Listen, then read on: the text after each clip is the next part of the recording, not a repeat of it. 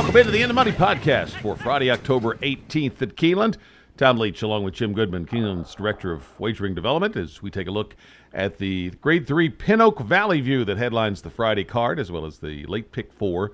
Valley Views for 3-year-old fillies, a mile and a 16th on the Keeneland turf course. 3 Chad Browns in there, so that's not surprising in turf stakes these days. Can you beat Chad Brown? Can you keep him out of the winner's circle? I don't think so. And I'm only going to use one Chad Brown. I think Blowout is a standout in here. I think she's trained by Chad Brown. She's ridden by Johnny Velasquez, who's riding lights out now. I think he's riding as well as he's ridden in his career.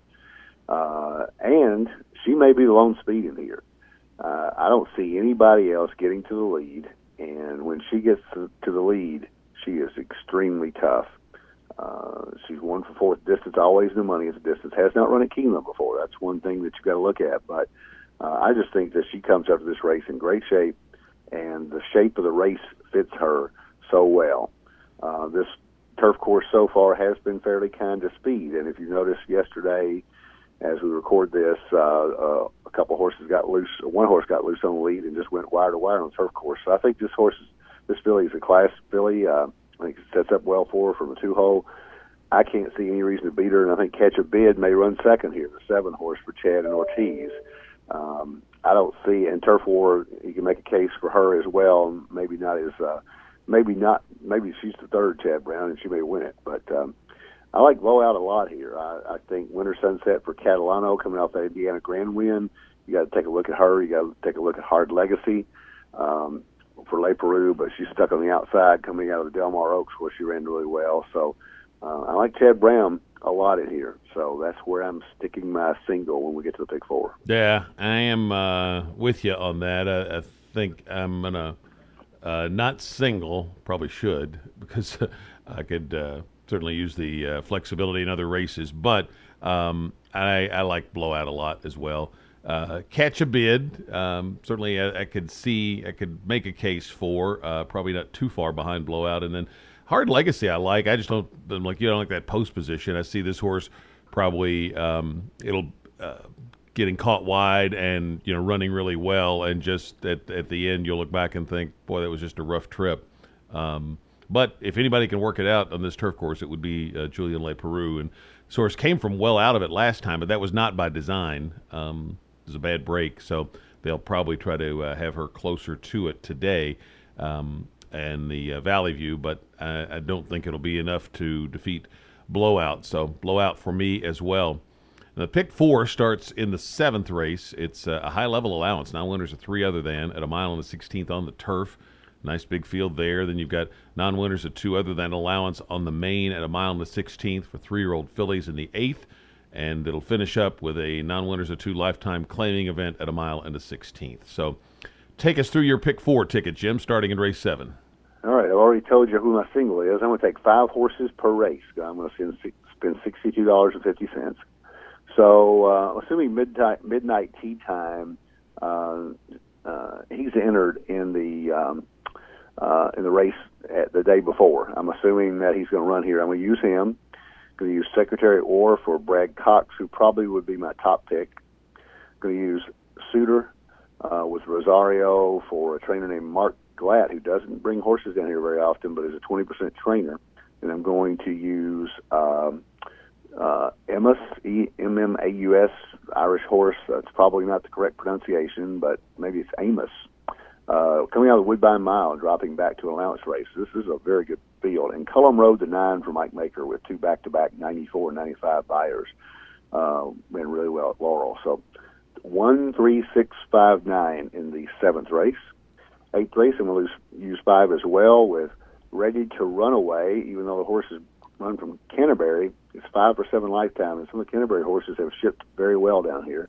Proud Emma is dropping out of the Acorn for Castellano and Peter Miller, the 4 horse. The 7 Drinking Dixie for Ortiz and Tom Amos. The 8 horse Emotion for Baltus and Velasquez, and High Regard, the 9 for Vicky Oliver. So 2, 4, 7, 8, 9. Going to single the 2 horse Blowout in the 9th race in the Valley View. 10th race, we can go really deep here. I'm going to stick with my 5, 1, 3, 4, 7, 9. So come on, Venezuela. She Loved Me for Stanley Huff, who's already won one at the meet. Violent Storm, the 4 Love Violence colts. Then the 7 From Morrow for Tom Amos and Jimmy Graham, and the 9 Troy Ounce for Asmussen on the outside. So my pick 4 ticket is 13569 with 24789 with 2 with 13479, and that's $62.50. I'm going to go 5 deep in the first leg. A couple of the ones that you didn't mention I've got on here just kind of speaks to we're covering a lot, almost the whole field. Tells you how wide open this is. I ended up with Cullum Road on top. I like the way the form this horse is in right now, and 2 for 2 at Keeneland is a big plus. But Sniper Kitten is a horse that has some back class and ran a strong second off the layoff. So if he improves off that, he could get back to some of his best efforts. Midnight Tea Time I like. Strike the Flag has improving numbers. I'm going to toss that one in, and Suitor as well. And there are others that you mentioned that I would like to use, but I'm trying to keep the ticket to an affordable level. So 1, 2, 6, 8, 9 in the first leg. Second leg, my win picks Motion and Motion, and I went several different directions in this race. But Motion and Motion I came back to, just really kept some good company in the spring, and then lost really the race at the start in the comebacker. So I'll just kind of draw a line through that and think if this horse can get back to the spring form that she showed at times, she could be a major player here. Proud Emma out of the company, she kept. If she's ready off the layoff, and she's 1 for 1 here. A little question about the distance, but it's only a mile and a 16th. Idle Hour's been improving in this last start, so I like that one a lot. And the Walsh horses have really run well. And I'm going to throw Lights Camera Action in only because I'm not going to let this horse beat me in a pick 4 when 3 starts back, this horse ran a big race for Chris Block in Allowance Company and immediately jumped into a couple of stakes races. And I used the horse in tickets in the stakes races and didn't do much. But now he drops back into what could have been the next step off that other allowance win into the next level of Allowance Company.